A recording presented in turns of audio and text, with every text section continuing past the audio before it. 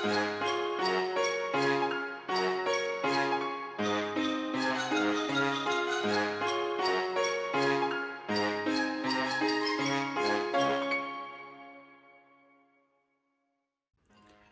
my book-loving friends, and welcome back to Storytime with Mary.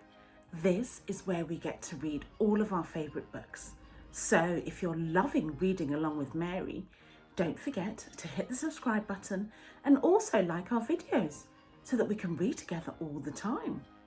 Okay, book lovers, I've got a bit of a not so scary book for you today. Today, we are going to be reading a book called Scotch, the Scarecrow. This book is written by Neil Dickinson and illustrated by Dave Clark. So if you've got Scotch, the Scarecrow at home, grab it now and let's read it together. And while you're grabbing your not so scary book, I'm going to tell you a fun fact about, guess what I'm going to tell you a fun fact about? About scarecrows. Have you ever given scarecrows a second thought? But it turns out that scarecrows have a very long history. In fact, did you know that scarecrows have been around for over 3,000 years? Can you imagine how long 3,000 years is? They were first invented by the Egyptians to scare away, guess what, crows from their wheat fields along the Nile. So, scarecrows do exactly what they say on the tin. They're supposed to scare away crows, and they've been around for years. Isn't that amazing? Do you know a bit more about scarecrows now? I bet you do. Okay, if you've grabbed your book, let's get cracking and let's read Scotch, the Scarecrow. In a field on a farm near a wood in the country stood a sad and lonely scarecrow. Like most scarecrows, he wore a funny hat and patched up clothes, but with a difference. Instead of wearing trousers, he wore a tartan kilt, and that's why the farmer called him Scotch. Having no trousers didn't really matter to Scotch. After all, he had no legs either. But it did get cold when the wind blew.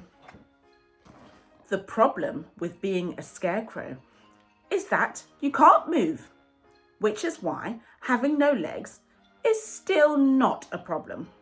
You get put where the farmer wants to put you, and your only hope is to be facing the sun. Another problem is that if you are good at your job, and Scotch certainly was, then there aren't any birds to talk to because they've all been scared away. One sunny morning, Scotch was watching the rabbits who liked to play in the shade under his kilt, when out of the corner of his eye, he saw a different rabbit, one that he'd never seen before. It had golden fur, and although its eyes were deep, darkest black, they had a friendly glint. The rabbit slowly lolloped up to Scotch, and to his amazement, he began to talk. "Hello, Scotch," said the rabbit. "I'm Hop, chief messenger for Lord Tremble, the master scarecrow. You have been such a good scarecrow doing your job in the rain, snow, fog, or sunshine that you have been chosen to be a scarecrow." "A scarecrow? What's that?" asked Scotch. A scarecrow is a scarecrow who, instead of chasing crows and pests away, chases scares away. When a little boy or girl somewhere in the world is feeling scared, we can send a scarecrow to help. "But how?" asked Scotch. "I don't have any legs." "You'll see," said the rabbit, who quickly hopped away into the distance. That night, when the moon and stars were shining brightly in a clear sky, Scotch was enjoying a nice sleep when he heard a little girl's voice. He looked around, but there was nobody there. He thought he must have been dreaming, but then he heard it again. And this time he heard what she said. scared. All of a sudden, he felt something he'd never experienced before in his life. The feeling of having 2 feet on the ground. He had legs. Before he could even think what was happening to him, he set off running. This was running as fast as it could possibly imagine. Nothing seemed to get in his way. Gates, walls, fences, even whole buildings seemed to disappear in front of him. In no time at all, he found himself in the back garden of a house, exactly where he had no idea. And then he saw her, the little girl whose scared tiny voice he had heard back in the field. She was sitting on the back step of her kitchen door, in her pyjamas, cuddling a baby rabbit. Scotch walked up to her slowly, and she looked at him without any fear in her eyes at all. "Hello, little girl," he said. "What are you doing out here in the middle of the night?" "I thought I heard a fox in the garden, and I was scared for Cola, my pet rabbit. So I came down to look after her, and the door closed behind me. Now I can't get back in, and I'm scared to knock because I don't want to wake up Mummy and Daddy. They will be cross with me." "That's okay," said Scotch. "I can't open the door for you, but I can show you how not to be scared." "How?" said the little girl. "I know you love Cola very much," said Scotch, "but your Mummy and Daddy love you 1,000,000 times more. So don't be afraid to knock. They will cuddle you just like you cuddle Cola, I promise."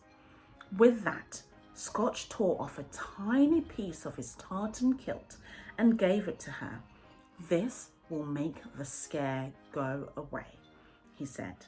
"Now knock loudly and wait for the cuddles." She smiled at Scotch, and holding the tiny piece of tartan in her hand, she knocked loudly on the door, and soon she was in the arms of her daddy. When she turned around to say thank you, there was nobody there. And where was Scotch? He was already back in the field, snoring away and dreaming happy dreams of bunny rabbits and cuddles. Oh, what a lovely book. Isn't Scotch the Scarecrow just amazing? And isn't it even more amazing that he made the little girl's fears go away? What a lovely book. We love Scotch. Don't you love Scotch? And do you remember what you learned about scarecrows? Don't you love scarecrows even more now that you know that scarecrows have been around for more than 3,000 years, and they started off in Egypt, where they used to scare the crows away along the River Nile. Do you know the River Nile? The River Nile is a really long river in Egypt, isn't it? Okay, if you loved Scotch the Scarecrow as much as we did, don't forget to hit the like button and also subscribe to our videos so that we can read together again next time. Okay, see you again next time. Bye.